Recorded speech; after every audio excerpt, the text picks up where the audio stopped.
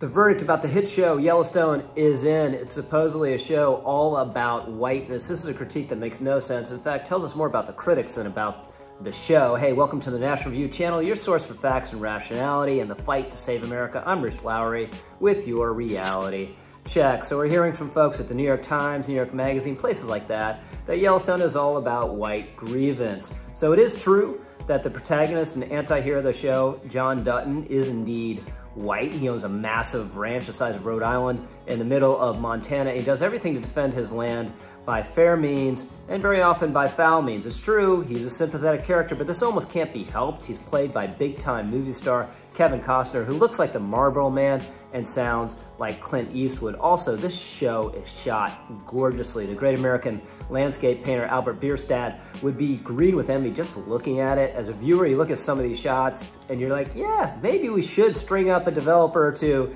just to save this landscape. The creator of the show, Taylor Sheridan, is at pains to say this is not a conservative program. He's right about that. Yellowstone has very little sympathy for capitalism, for developers, for economic development, but it is a populist show and decidedly a right-leaning populism. It has zero problem skewering various progressive pieties. It has an unsentimental view of Native Americans, and on this show, property is king. There's a famous episode from the first season where a bunch of Asian tourists stray onto John Dutton's property. They see a grizzly bear in the pasture and like, oh, this looks like a friendly bear. We get really close and take pictures. Dutton happens to be driving by in his truck, slams on the brakes, gets out with his rifle. It's like, well, what are you doing? This isn't a friendly bear. And he goes on to say, by the way, you're trespassing on my land. Look to the left of you. As far as you can see, that's my land. Look to the right of you. As far as you can see, that's my land. And then one of the tourists pipes up and says, well, this is very unfair. No one should own so much property and it should be shared with other people. Dutton, on hearing that, shoots his rifle, chases the tourists back to their bus and growls, this is America. We don't share our land. Now, is that a characteristically white attitude? Well, anyone thinks it is should perform a controlled experiment and go trespass on the property of non-white people, whether it's a postage stamp lawn in central LA or whether it's a bigger spread somewhere else, and see the reaction that they get. It would not be a good reaction. In America, it's a fundamental attribute.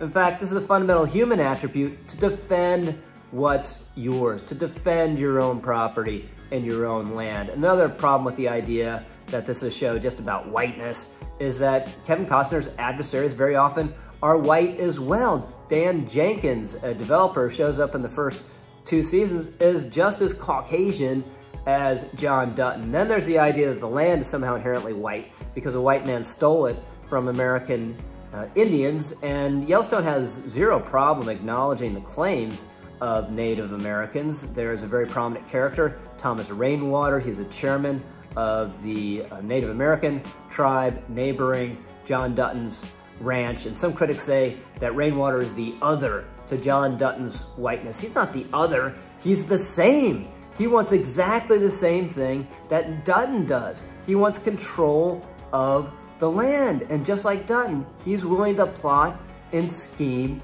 to get control of the land. Rainwater's idea is that he's gonna start a casino project, mint a bunch of money, then buy Dutton out or undermine Dutton with these resources, and then return the land to pristine pasture. You know, at the end of the day, the true hero of Yellowstone is traditional masculinity as reflected in the ideal of the American cowboy. This is a show where a lot of people are unhappy. You know, Dutton's family is not made up of people who are having wonderful lives. The true grace notes of the show come in the bunkhouse, where the cowboys socialize with one another, and in these honeyed moments of communion with nature and with horses. We live in a culture that relentlessly celebrates and pushes college degrees and various other credentials. At its best, Yellowstone offers a counter-alternative vision of a different sort of accomplishment and a different sort of value. I think that accounts for a huge element of its appeal. This is the most popular scripted show on television, and the progressive critics, very many of them, they don't get it because it's they, not Yellowstone or Taylor Sheridan, who are obsessed with race. Hey, by the way, check out my video on Joe Biden's student loan program and why it is totally illegal.